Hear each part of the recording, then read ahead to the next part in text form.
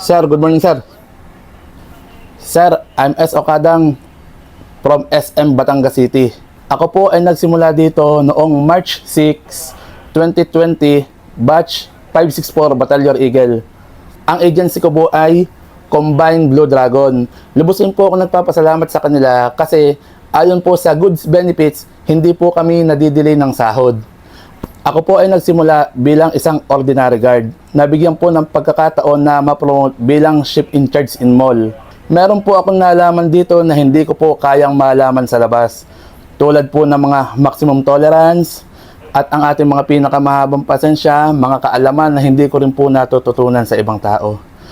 At yung po mga natututunan ko dito sa SM ay pwede ko rin pong dalhin kahit mansan po ako mapunta. Pwede ko siyang i-apply, hindi lang po dito sa trabahong hari. Kung ako po'y papalarin, mapunta sa ibang bansa o saan mang sulok ng mundo po, pwede ko po